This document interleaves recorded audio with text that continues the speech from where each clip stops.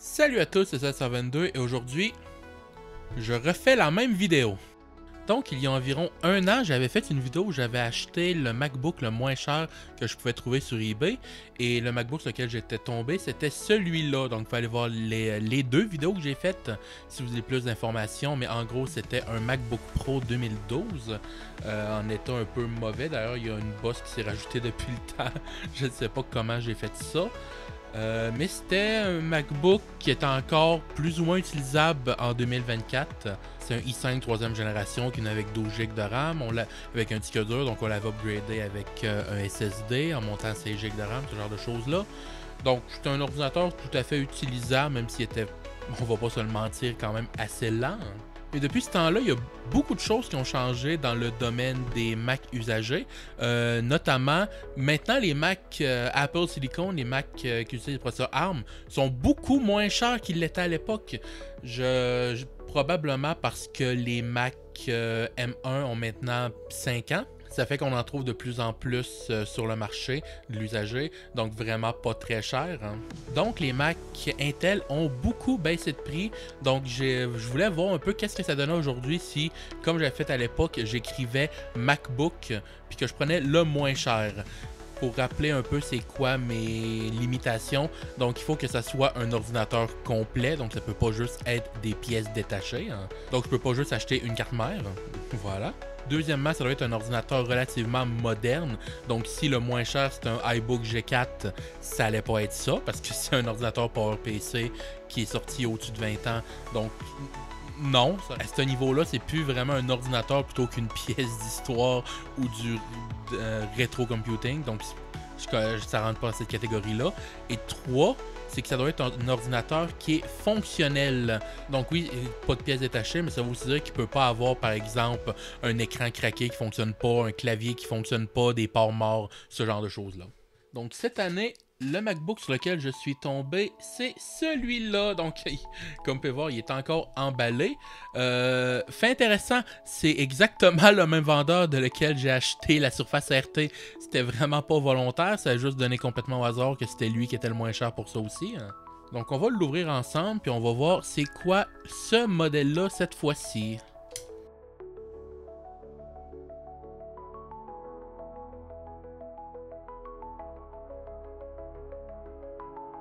Donc on a environ 1 tonne de papier bulle. C'est extrêmement bien emballé, comme c'était le cas avec la Surface RT. Hein.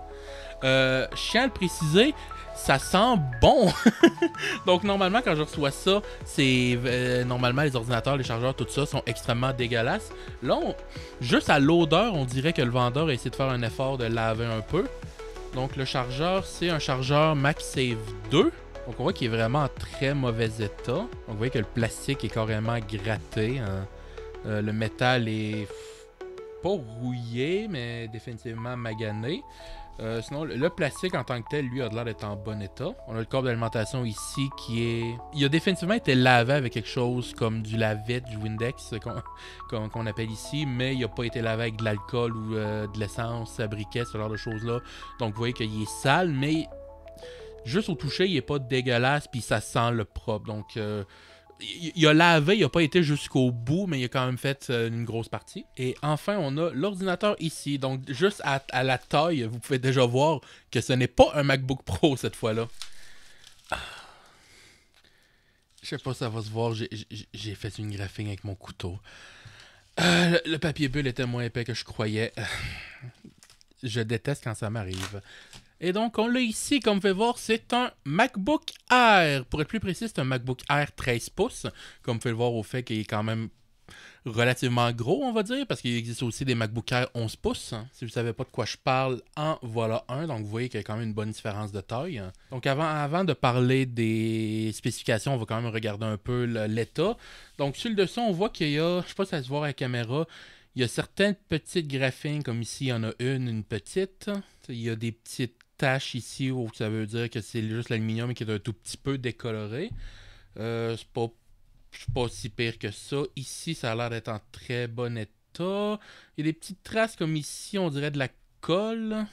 Donc, sur le côté ici, on a un port FireWire 2, si je ne me trompe pas, un port carte SD. Euh, J'avais oublié que les MacBook Air ont déjà eu des ports carte SD, ok?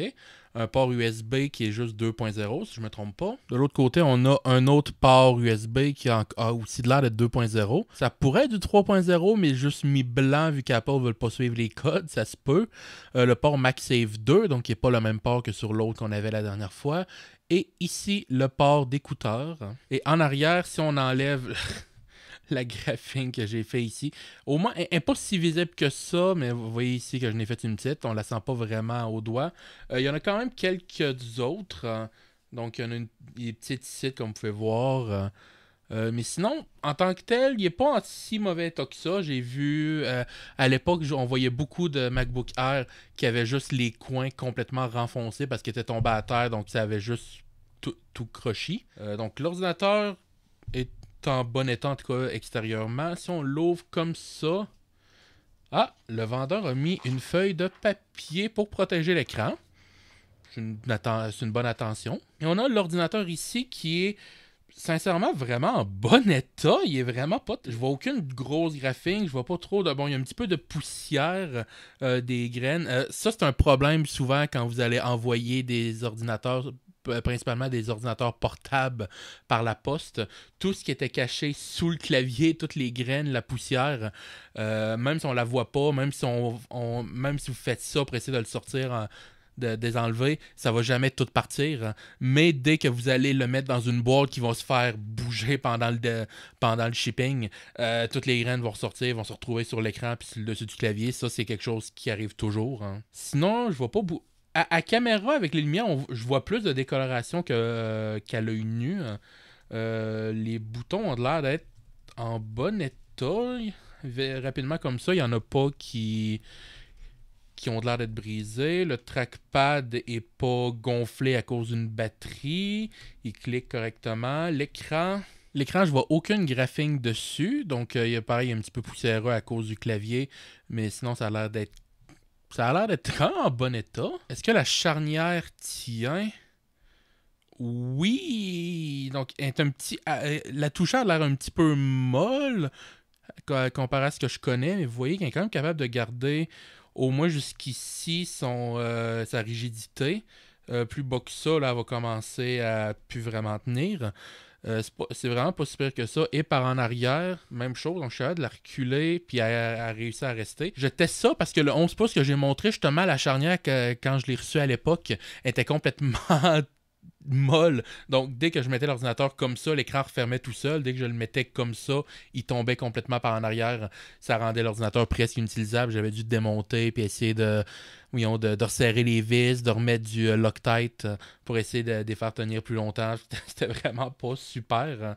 Ça a l'air d'être pas si pire. Donc, on va l'ouvrir pour voir s'il y a encore de la batterie.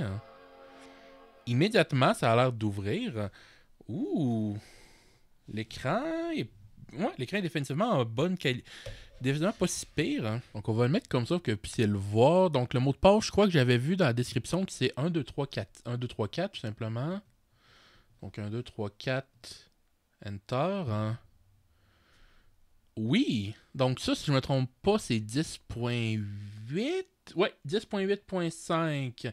Donc, on voit déjà c'est quoi les spécifications. Puis, je vais pas vous le cacher, c'est pas incroyable. Vous allez peut-être plus le voir comme ça. Donc, le processeur est un i5 1.3 GHz. C'est un i5 4e génération. Donc, théoriquement, un petit peu meilleur que celui qu'on avait dans le MacBook Pro, mais en même temps, plus basse consommation, donc probablement pas vraiment meilleur. 4 GB de RAM. Ça, c'est un gros problème. C'est juste à partir de la génération, je crois, 2017 que les MacBook Air ont été shippés avec 8 GB de RAM par défaut. C'est un upgrade à l'époque. Puis vu que c'est un ordinateur 2013 à l'époque, c'est encore relativement standard d'avoir 4 GB de RAM. 8 GB, c'était plus dans les hauts de gamme. Graphique, on a Intel HD Graphics 5000. 1 GB, oui, c'est ça. C'est 1 GB qui partage. Numéro de série, c'est pas très important de montrer ça. Software 10.8. Je suis pas mal sûr qu'il peut monter plus haut que ça. Je crois que ça peut monter jusqu'à 10.11. 10.11 ou 10.12. Je vais le mettre au montage, voir si je me trompe. Donc, l'écran est 13 pouces, 1440 par 900p. Ça, c'est un gros problème de cette génération-là. Ben, c'était même pas juste un gros problème. En fait, non, parce que c'est quand même plus haute résolution que le MacBook qu'on avait avant. Donc, le 13 pouces était un 1280 par 800. Celle-là est 900p, donc théoriquement un petit peu plus élevé. Puis les 15 pouces, je crois que c'est du 1650p en tout cas. C'était. En 2013, c'était un bon écran. Le problème, c'est qu'ils ont utilisé cet écran-là jusqu'en 2018 ou même 2019, je crois. Donc, c'était rendu un écran assez mauvais à cette époque-là. Puis aussi, ça va être un peu dur à montrer à la caméra, mais c'est une dalle TN. Donc, c'est une bonne dalle TN. Donc, comme vous voyez comme ça, les couleurs sont pas si mauvaises, mais c'est quand même un peu délavé.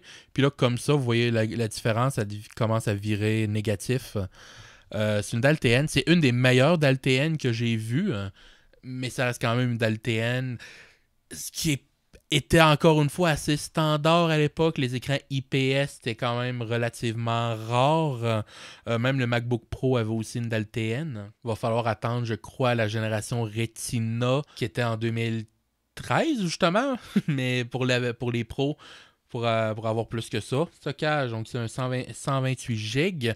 Je crois que je suis pas mal sûr que le MacBook Air, c'est un des premiers ordinateurs à avoir été shippé avec un SSD par défaut. Hein.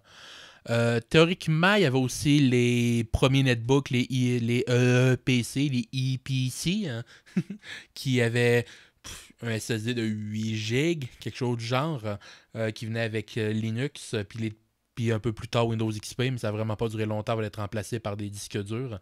Donc je suis pas mal sûr que le MacBook Air était un des premiers. Et mémoire, c'est marqué de 2 x 2 GB, donc on pourrait penser qu'on peut l'upgrader. Pas vraiment. On va voir ça tantôt. Hein. Donc, j'essayais de voir si le vendeur avait laissé s'il avait juste pas formaté l'ordinateur avant de le vendre. Non. Ça a vraiment l'air d'une installation totalement vierge de macOS 10.8. Il a vraiment juste réinstallé puis il a fait la configuration initiale pour être sûr que ça fonctionnait. Pourquoi pas? Personnellement, je l'aurais juste laissé à la configuration initiale, mais bon. La batterie, est-ce qu'on est capable... Non, hein, ils vont pas dire c'est... c'est marqué ici? Condition replace soon. Oui, bon, donc la batterie est définitivement en mauvais état. Donc, on est capable de le voir ici. La batterie a 1522 cycles. Donc, ça veut dire qu'elle a été rechargée 1522 fois. C'est pas tout le temps super précis, ce genre de choses, ce genre d'affaires-là dans macOS. Ça donne quand même une très bonne idée que la batterie est vieille. Ce qui est logique, c'est un ordinateur qui a 12 ans. J'ai envie de dire que c'est un peu standard rendu là. Peu importe ça aurait été quel modèle d'ordinateur, la batterie va toujours être morte après aussi autant de temps. Puis elle n'est même pas morte, c'est juste qu'elle est presque morte. Je me suis connecté au Wi-Fi, je me demande... Je veux juste tester, est-ce que YouTube peut encore fonctionner sur une version de macOS aussi vieille? Donc 10.8, si je ne me trompe pas, ça doit être une version de 2011. Google est en mode compatibilité, donc ça donne une petite idée d'à quel point c'est vieux. Donc on devrait au moins être capable de voir 10.8 date de... Non. Non, il est pas capable. Ça, c'est peut-être à cause que la date est pas bonne. Donc, je viens de corriger l'heure, mais je crois pas que c'est l'heure le problème. Non! Donc, on n'est même pas capable d'aller sur Wikipédia. Ça, je crois que c'est une première. Hein. YouTube, c'est pas mal à ça que je m'attends. Donc, ça va afficher la page d'accueil comme ça. Mais probablement que... Voilà, il n'y a absolument rien qui va charger. Donc, en tout cas, tel quel l'ordinateur, comme on le reçoit, on peut absolument rien faire. Encore une fois, parce que la personne a remis 10.8, ce qui est bizarre. Je vais valider, mais je suis pas mal sûr que théoriquement, on pourrait installer 10.11. Mais de toute façon, moi, je vais faire plus que ça. Mais avant de vous dire qu'est-ce que je vais faire, je veux juste l'ouvrir pour vous montrer un peu l'intérieur à quoi il ressemble. Donc, cette génération de MacBook-là est extrêmement facile à ouvrir. Le seul problème, c'est que ça prend un tournevis extrêmement bizarre. Hein. Donc, c'est tellement petit, je suis pas capable de vous le montrer, mais c'est comme... comment je peux vous dire ça? Si je vous montre la vis directement, vous allez peut-être plus comprendre. Il y a comme 5 branches. Quand un tournevis Torx, normalement, c'est 6. Donc, c'est un tournevis un peu spécial, mais une fois qu'on l'a, c'est pas très compliqué. Donc, vous voyez que les vis sont extrêmement petites.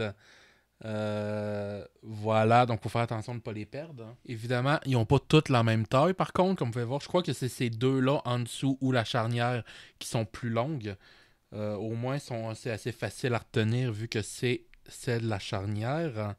Vous voyez qu'elle aussi est un petit peu plus longue, beaucoup plus longue même. Donc, faut pas se tromper parce que sinon, vous allez transpercer la carte mère. Puis si vous faites ça, vous avez plus d'ordinateur. Une fois que tout est enlevé, normalement, il faut juste se prendre quelque part. J'ai oublié une vis. Parfait. Donc, une fois qu'on est sûr, voilà. Donc, ça, la plaque en arrière s'enlève extrêmement facilement. Et wow! OK. Donc, pour information, voilà l'état. Quoi ça ressemble ici? Wow! OK. Puis ici, vous voyez qu'il y a des motons de poussière absolument partout. Euh, c'est pas... Ouais, OK. Donc, j'ai bien fait de le démonter.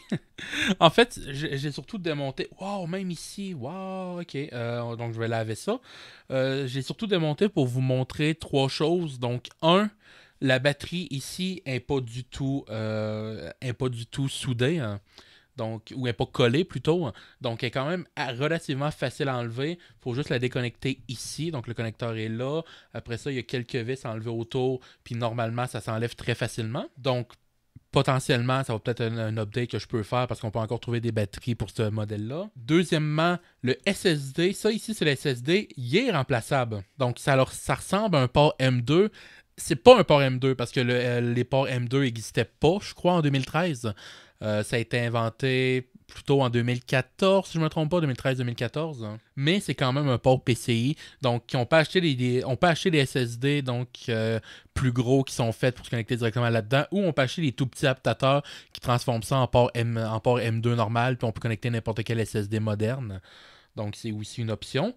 Puis troisièmement, on peut pas upgrader la RAM. Vous voyez, il n'y a aucune barrette de RAM. Même si j'enlève la carte mère puis je regarde en dessous, il n'y a pas de port de RAM non plus. La RAM, si je me trompe pas, je pensais qu'on allait l'avoir ici quelque part, mais non, elle n'est même pas là. Fait qu'elle doit probablement être l'autre bord. Mais c'est juste des puces qui sont soudées directement. Donc, c'est pas vraiment possible de l'upgrader. C'est théoriquement, vous pouvez le faire si vous avez une station pour souder, un gun à air chaud, puis des puces compatibles. Il y a des gens qui ont déjà fait ça pour pouvoir l'upgrader à 8 GB, voire 16 GB. Là, dans ce cas-là, moi, je peux absolument pas faire ça. Donc, l'ordinateur, malheureusement, va toujours être bloqué à 4 GB de RAM.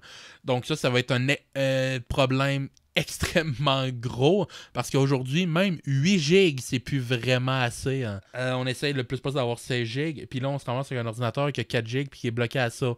Donc, on va voir ce que ça va donner pour l'utilisation. Parce que là, ce que je vais faire... Wow, ça, c'est une affaire de poussière qui est tombée. Cool, hein? Ce que je vais faire, je vais pas le faire en vidéo, mais je vais le mettre à jour vers la dernière version de macOS en utilisant OpenCore Legacy Patcher. Donc, j'avais fait une vidéo là-dessus pour l'installer sur un MacBook 2009. C'est pour ça que je vais pas le montrer en vidéo. On va voir ce que ça va donner avec un ordinateur aussi vieux avec 4 GB de RAM. Puis, je vais l'utiliser pendant quelques jours comme mon ordinateur pour voir est-ce que c'est toujours utilisable, l'état de la batterie, qu'est-ce que ça donne, ce genre de choses-là. Je vais le laver, je vais peut-être refaire la pâte thermique parce qu'elle doit être pas mal être sec aussi. Mais c'est ça, donc malheureusement bloqué à 4 GB de RAM. On va voir quand même si c'est utilisable. Donc on se retrouve immédiatement. Pour information, voilà l'ensemble du radiateur d'un MacBook Air 2013 qui je crois est exactement la même chose qui a été utilisée aussi sur le modèle 2014, 2015 et 2017. Donc, il y a juste... c'est ça qui sert à dissiper la chaleur. Donc, je ne sais pas si vous voyez, c'est extrêmement petit. Il n'y a vraiment pas beaucoup de lanières. Je ne sais pas trop comment appeler ça. La base ici en cuivre est extrêmement mince. Ça fait, je ne sais pas, peut-être 2 mm d'épaisseur. OK, la plaque en tant que telle est peut-être plus 4 mm, on va dire. Il n'y a pas beaucoup de pâte thermique. Et c'est un tout petit fan comme ça qui est donc collé après le radiateur comme ça, qui est censé donc faire sortir l'air. Mais le fan est vraiment petit, extrêmement mince. Je crois que c'est un des fans les plus minces que j'ai jamais vu. Puis vous voyez qu'il est extrêmement poussiéreux. Donc, je suis sûr que là-dedans, ça devait... Si ça surchauffait pas, c'était vraiment pas loin de surchauffer.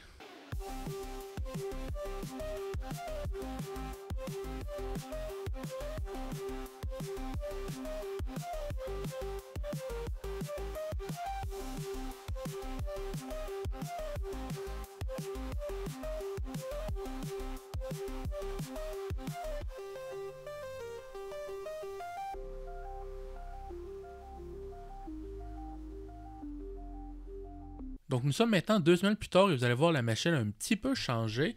Donc physiquement évidemment il n'y a rien qui a changé. Mais si on l'ouvre maintenant, vous allez voir que on est maintenant sur la dernière version, ou presque, parce qu'apparemment il y a une nouvelle update qui est sortie il y a environ 2 jours.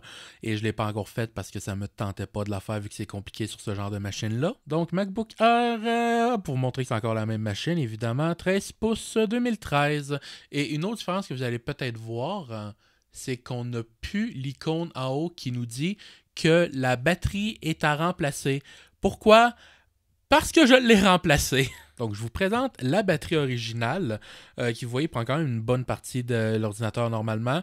Je vais mettre au montage en accéléré le processus pour remplacer la batterie. C'est vraiment pas long, ça prend 5 minutes environ. Sauf que ça, cette batterie-là était en mode service recommandé. Elle durait environ 2 heures si vous avez de la chance, si vous faisiez vraiment quelque chose de pas très lourd. Si vous commencez à écouter des vidéos en HD puis à juste elle a un petit peu ses réseaux sociaux, 1 heure et demie. Puis encore, fait que c'était vraiment inutilisable. Donc, j'ai juste commandé la batterie la moins chère que je peux trouver sur Amazon. Non, je fais pas de vidéo là-dessus. Puis, je l'ai mis dedans. Je ne sais pas combien de temps la batterie va durer. Je n'avais acheté une pour un MacBook 2015 11 pouces. La batterie, elle a duré environ 2 ans, 2 ans et demi avant de mourir. Sauf que là, pour le moment, ça l'a fait monter la durée de vie de moins de 2 heures à environ 5 heures. Donc, c'est quand même une bonne différence. Ça rend la machine beaucoup plus utilisable, en tout cas côté batterie. Puis si vous aviez encore des doutes que la machine était très sale, vous voyez que j'ai pas lavé en arrière et beaucoup de poussière dans cette machine. Comme d'habitude, j'ai fait un test sur Geekbench et voilà le résultat dans 725 pour monocœur et 1498 pour multicœur. En tant que tel, ça ne veut pas dire grand-chose, pas tout seul évidemment. Donc on est juste ici, vous voyez que j'ai une machine, j'ai un 2013 d'un modèle 11 pouces et il est apparemment plus rapide, je ne sais pas pourquoi. C'est pas normal, mais vous voyez que le MacBook Pro qu'on a fait la dernière fois est ici. Donc le résultat est quand même beaucoup plus faible, ce qui est logique vu que c'est un i5 troisième génération versus 4e génération. Puis la 4e génération, je crois que ça, à mon avis, ça a été la dernière génération d'Intel à faire une vraie différence jusqu'à la 10e ou 11e. Après ça, c'était surtout la consommation. Mais pourtant, en utilisation normale, la machine est tellement plus lente. Malgré le fait qu'il y a un meilleur processeur, malgré le fait qu'il y a un SSD beaucoup plus rapide, parce que l'autre, c'est du SATA, donc on était limité à 500 MB/s si on avait un bon SSD. Là, avec ces SSD-là, je crois qu'on est à 1 GB, 1 GB et demi par seconde. Donc beaucoup plus rapide, donc pour décharger la RAM, il est censé avoir plus de marge. Mais malgré tout ça, la machine est tellement moins utilisable. Puis tout ça, évidemment, c'est à cause du 4 GB de RAM. Donc juste pour vous montrer, si on va juste sur YouTube, on va voir ensemble à quel point c'est lent. Donc juste une recherche comme ça, c'est pas si pire. Charger la page, vous allez voir que... Ok, là, pour me faire mentir, c'est pas si lent que ça. Parce que toutes les fois que je l'ai fait, où j'avais testé, vraiment, la page, elle prenait 10 secondes à charger. Hein. On va essayer de lire une vidéo en 1080p pour voir qu'est-ce que ça donne. Bon, le de base est en 480p, ça fonctionne, c'est pas une surprise. Mais si on le met en 1080p, 60 fps en plus dans ce cas-là, vous allez voir que ça marche. Si on fait stat pour les nerfs, vous allez voir qu'il n'est pas censé dropper tant d'images que ça. Donc ça en drop une toutes les quelques secondes, c'est pas si pire. Mais si on essaie de le mettre en plein écran, vous allez voir que... Encore une fois, je ne sais pas pourquoi c'est beaucoup plus rapide que quand moi j'ai fait les tests. J'ai utilisé la machine pendant 1 semaine et demie. J'ai arrêté après parce que j'étais j'étais écœuré à quel point elle était lente. Puis là, pour me faire mentir, elle n'est pas si lente que ça. Hein. Elle a l'air d'être beaucoup plus utilisable qu'elle l'est normalement. Ok. C'est étrange. Hein. Si on va sur Reddit, par exemple, pour défiler, là, on voit que ça a un petit peu de mal. Mais pourquoi la machine, elle va aussi bien, là? Hein? Je vous jure qu'en presque 2 semaines, la machine, elle m'a tellement tombé ses nerfs à quel point elle était lente. Hein. OK. Bon, ben, apparemment, elle a décidé d'être dans une bonne journée aujourd'hui. Ah non, je crois que je le sais, c'est quoi. Parce que là, il y a juste Firefox d'ouvert. J'avais souvent Steam d'ouvert ou Spotify que là, j'avais désinstallé parce que j'ai fait un petit ménage. Je crois que c'est vraiment qu'on commence à avoir plusieurs choses ouvertes en même temps que là, ça va pas être utilisable. On va voir ça. Hein. Bon, déjà, Steam a pris 30 secondes à ouvrir et maintenant... on voit que les images sont un peu plus longues à ouvrir, mais si on retourne sur YouTube, hein, okay, là, si on se met en plein écran, c'est un petit peu plus près de l'expérience que j'avais. Vous voyez que c'est un peu lent, mais je vous jure que c'était vraiment pire que ça. Je ne sais pas pourquoi, là, la machine décide de mentir quand je commence à la filmer. Hein. Maintenant, si on regarde un peu les performances graphiques, si vous voulez jouer à des jeux casual, on va voir qu'est-ce que ça donne avec Hollow Knight.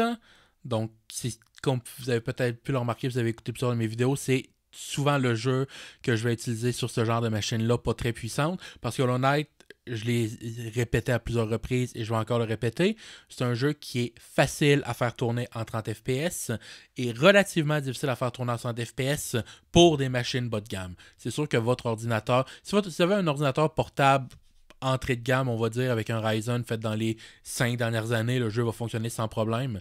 Mais si vous avez, par exemple, un ordinateur qui est plus vieux comme ça, ou que vous avez un ordinateur très bas de gamme avec quelque chose comme un Celeron, ou un N100, ce genre de choses-là, ben c'est là que ça commence à être un peu plus dur. Donc tant qu'on bouge pas, le jeu a l'air de tourner pas si pire que ça. 45 FPS, c'est correct. Mais dès qu'on commence à bouger, je sais pas si ça va se voir avec le 30 FPS. Vous voyez le nombre de FPS en haut qui est vraiment inconsistant. Il a passé à 34, 46, 37, 45, 41. Il est juste extrêmement instable. Puis vous voyez à côté, je pense que c'est le nombre de FPS minimum et maximum. Vous voyez que souvent il descend à 18, 24, 22, 42, puis il remonte à 60. C'est vraiment pas agréable jouer parce que c'est très inconsistant. Donc le jeu en tant que tel a de l'air de bien tourner, surtout là où ça tourne en 30 FPS, mais il y a énormément de baisse de FPS. Puis en tant que tel, un jeu qui tourne à 30 FPS, c'est pas un problème. Le problème, c'est quand le jeu il tourne à 30 FPS une seconde, 24 après, 60 juste après, 43 après, etc. Donc, c'est techniquement jouable. Il y a peut-être moyen de le faire tourner un peu mieux. Mais là, moi, je considère pas ça jouable. Puis là, je sais pas si vous allez l'entendre, le fan commence à tourner assez fort et il fait beaucoup de bruit et la machine est en train de devenir chaude. Alors que c'est un jeu qui est pas si dur que ça à faire tourner. Hein. Et maintenant, pour un vrai benchmark, un jeu qui est sorti la même année que cette machine-là, donc si vous avez acheté cette machine-là à l'époque, vous auriez pu avoir eu envie de jouer à ce jeu-là. Tomb Raider 2013. Donc, c'est probablement le plus gros jeu que cette machine-là pourrait théoriquement faire tourner. Et je dis bien théoriquement parce que je suis pas convaincu que ça va très bien tourner. Donc, on va aller mettre les graphismes au plus bas pour donner une chance. Donc, maintenant qu'on est au plus bas, on va lancer le benchmark pour voir qu'est-ce que ça donne. D'expérience, je crois que le jeu devrait tourner autour de au 20, bas 30. Et là, le bas de la machine ici, que vous ne pouvez pas voir, mais ici, commence à devenir extrêmement chaud. En passant, j'ai remplacé la pâte thermique. Donc, si la machine surchauffe, c'est à cause de l'OS trop récent, d'après moi, parce que le fan en tant que tel est propre, la pâte thermique a été remplacée, tout ça. Donc, ça devrait pas être un problème. Et vous voyez qu'on est autour de O20, comme j'avais dit, 25, 28, 30. J'ai vu descendre à 25. C'est ça, on est vraiment autour des hauts 20, début 30. Le jeu est techniquement jouable. Je n'ai pas testé sur cette machine-là, mais j'avais testé à l'époque sur le modèle 11 pouces. Ça fonctionne un peu. Mais pareil, c'est pas très agréable à utiliser. Hein. Mais ça fonctionne. Et là, le fan commence vraiment à tourner très fort. Hein. Donc, d'après moi, si on joue plus longtemps que 20 minutes, la machine va juste complètement surchauffer puis commencer à perdre des performances. Puis, si vous connaissez pas les appareils Apple de l'époque Intel, quand ils commencent à faire tourner le fan, c'est qu'il y a vraiment un problème parce que les appareils Apple ont vraiment tendance à attendre jusqu'à la dernière seconde possible pour lancer le fan. Donc, si ça l'a lancé, c'est que la machine doit déjà être à 80-90 degrés facilement. Et ça continue à monter.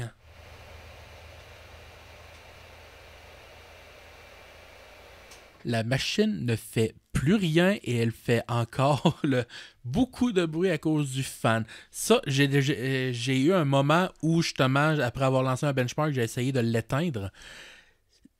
Même après que la machine soit éteinte, le fan a continué à tourner pendant 2-3 minutes. C'est tellement étrange, je sais vraiment pas pourquoi. Je sais que malheureusement, j'ai pas vraiment réussi à vous démontrer à quel point la machine était lente. Encore une fois, je ne sais pas pourquoi, ça fait presque 2 semaines que je l'utilise. Elle me tombait vraiment ses nerfs où on cliquait quelque part dans un navigateur. Puis on voyait juste la boule tourner pendant 20 secondes avant que la page charge. Sur YouTube, on essayait de mettre une affaire en plein écran, puis elle tournait pendant 15 secondes avant de se mettre en plein écran. Sur Reddit, on essayait de descendre. On arrivait à la fin, puis là, ça faisait rien. Ou il a chargé un de plus. Les images ne chargeaient pas. J'ai aucune idée pourquoi là, la machine à coopère. C'est un petit peu frustrant. Mais s'il vous plaît, faites-moi confiance. La machine est vraiment lente. Plus que le MacBook 2012. Si je suis pas de mauvaise foi, la machine reste utilisable. Sincèrement, j'ai vu des machines récentes qui tournaient définitivement pas mieux que ça. Si vous regardez sur Amazon, c'est sûr que vous allez trouver des machines qui vont tourner avec, par exemple, des Celeron ou des vieux Ryzen dual-core, ce genre de choses-là. Puis souvent, ils vont être vendus par 200-300$. Achetez pas ça, c'est la pire chose que vous pouvez faire. Puis souvent, il peut y avoir 4 GB de RAM, vous pouvez pas l'updater, vous pouvez pas changer les SSD, tout ça. Ça, c'est mieux. Ou en tout cas, c'est au moins au même niveau. Hein. L'écran est un écran 900p qui est mieux que le MacBook Pro. Ça reste quand même pas super, mais il y a encore des écrans, il y a encore des ordinateurs portables bas de gamme qui ont des écrans 768p. Ça n'a aucune raison d'encore exister, mais ça existe. Donc cet écran-là est pas... On va dire qu'il est acceptable, il y a des bons angles de vue pour une dalle TN. Si je fais ça, vous voyez qu'on voit très bien encore. Le problème, c'est vraiment qu'on commence à faire ça, que vous voyez que c'est pas super. Donc, il faut quand même qu'elle soit bien en face de vous. Mais les couleurs sont pas mauvaises, angle de vue, tout ça. On va dire que c'est médiocre, mais c'est pas mauvais. Le clavier est encore excellent. Ça, c'est même mieux que le clavier qui a remplacé celui-là. Donc, le fameux clavier Butterfly qui était dégueulasse. Il ressemble beaucoup au clavier actuel d'Apple sur les MacBooks, donc c'est correct. Le pavé tactile qu'il y a juste ici, il est physique, c'est-à-dire qu'il y a un clic physique contrairement au plus récent. Ça change vraiment rien. C'est vraiment pas un mauvais trackpad pareil à cause de tout ça. C'est probablement...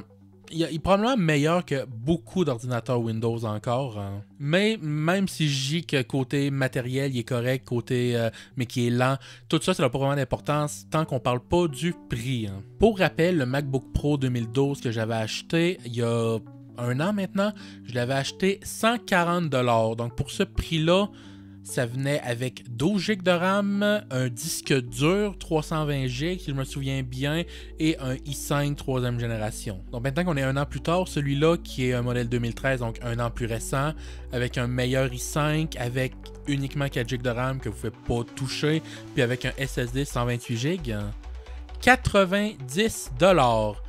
Ça change un petit peu le résultat, parce que pour 90$, sincèrement, j'ai cherché ce que vous pouviez avoir même en ordinateur Windows. Vous pouvez vraiment à peu près rien trouver. Puis ce que vous trouvez, c'est pas mieux que ça. Ça va être environ la même génération. Puis probablement que l'écran va être de moins bonne qualité. Hein. Mais évidemment, là-dessus, il faut considérer que j'ai rajouté 40$ pour remplacer la batterie, parce que la batterie de base était basiquement brisée. Ça servait à peine de batterie de secours si vous manquez de courant quand vous êtes connecté. Donc c'est pas vraiment un ordinateur portable. Alors que le 2012, j'avais pas eu besoin de faire ça. La batterie durait pas si longtemps, elle durait 3 heures, 3 heures et demie, mais elle dure encore ça, moins de 2 heures, non. Donc est-ce que pour 90$, ça valait la peine? Peut-être si vous êtes quelqu'un qui a vraiment pas beaucoup d'argent puis que vous avez besoin d'un ordinateur très rapidement puis que vous voulez juste quelque chose qui est bien construit puis vous allez tout faire 100% par internet. Pourquoi pas? C'est une option. Il est bien construit, la qualité de construction est très bonne, l'écran est correct, blablabla, tout ce que j'ai déjà dit. Hein. Mais encore une fois, c'est pas vraiment un ordinateur portable à cause de la batterie qui est morte. Puis si vous remplacez la batterie, ça tombe à environ le même prix que le MacBook que j'avais acheté l'année dernière, qui était plus rapide. Mais de nos jours, je crois que pour 140$, 150$, on va dire, vous pouvez trouver des ordinateurs Windows beaucoup plus récents. Je vais regarder, je vais probablement le mettre au montage, mais je suis sûr qu'on peut trouver un ThinkPad avec un i5, probablement 8e génération, peut-être 7e. Si c'est 8e, ça peut officiellement faire tourner Windows 11, ce qui est vraiment un très gros avantage. Parce que ça, malheureusement, sa durée de vie est très limité. Hein. Donc pour le moment, on tourne sur macOS Sequoia, qui est la dernière version de macOS qui est sortie. Je l'ai installé en utilisant OpenCore Legacy Patcher que j'ai déjà montré sur la chaîne. Mais malheureusement, Apple a annoncé que ça allait être la dernière version de macOS compatible avec les ordinateurs Intel.